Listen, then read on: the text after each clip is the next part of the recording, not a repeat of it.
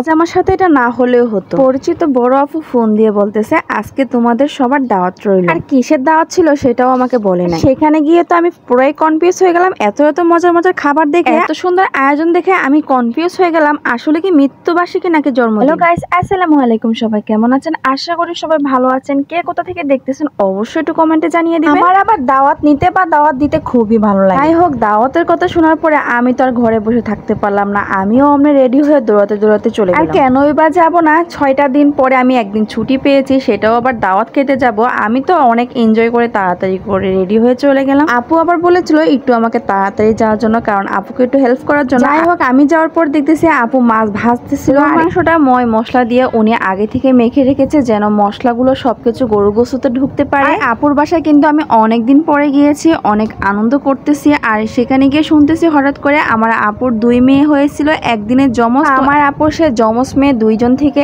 1জন মেয়ে এখনো বেঁচে আছে আল্লাহর রহমতে। তার সাথে আরেকটা মেয়ে সে দুনিয়া ছেড়ে চলে গিয়েছিল এই দিনে। আল্লাহ তাকে বেহেশত নসিব করুক যে এখানে আছে। যাই হোক, এদিকে আপু মাছগুলা ভেজে তারপরে গরুর মাংসটা চুলায় উঠিয়ে দিয়েছিল। গরুর মাংসটা কষাতে কষাতে এইদিকে আমার আপু মুরগির মাংসগুলো মশলা দিয়ে মেখে রেখেছে। তারপরে এই মাংসগুলো এখন ভেজে নিবে। অনেকদিন পরে আপুর হাতে রান্না খাবো। আপুর হাতে রান্না কিন্তু অনেক মজা হয়, আগে অনেকবার খেয়েছি, তবে আজকে কিন্তু আবার খাবো নতুন করে মনে হচ্ছে। যাই হোক, এদিকে আপু মাংসগুলো ভেজে নিয়েছে, তারপরে মশলা কষাতে দিয়ে দিল। এরপরে মশলা কষানো হয়ে গেলে কিন্তু আমার আপু মুরগির মাংসগুলো দিয়ে দিয়েছে। আমি বসে বসে পুরো রান্নাগুলো দেখতেছিলাম। আমার আপুর হাতে রান্না কিন্তু অনেক মজা হয়, সে কারণে ভিডিও করে রাখতেছি, পরে যেহেতু কাজে লাগবে। আর আপু আমাকে বলতেছিল হ্যাঁ তুমি শিখে রাখো, কারণ তুমি তো আমার থেকে অনেক ছোট, তোমার ভবিষ্যতে কাজে লাগবে। আর বড়দের থেকে তো শিখার কোনো কমতি। যাই হোক, এদিকে মুরগির মাংসটা প্রায় রান্না করা শেষ। মাশাআল্লাহ অনেক সুন্দর কালার আসছে। এদিকে আমার আপু আবার রান্না আরেকটা বসানোর জন্য কিন্তু পেঁয়াজ ভাজতেছিল। আর এদিকে আপু বলতেছে গরুর গোস্ত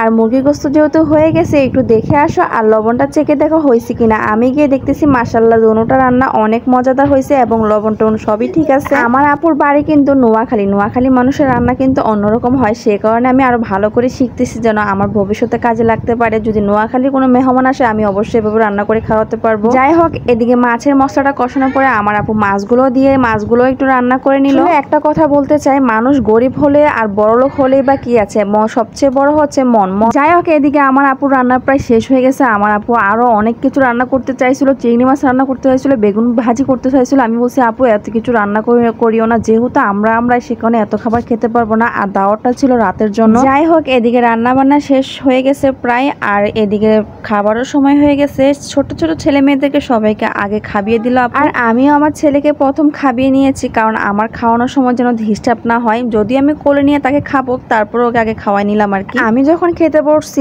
আপু আমার প্লেটে একটার পর একটা দিতে আছে। আমি বলতেছি আর দিও না, কারণ এত খাবার কি খাওয়া যায় নাকি। যাই হোক, আজকের মতন এতটুকু। আলহামদুলিল্লাহ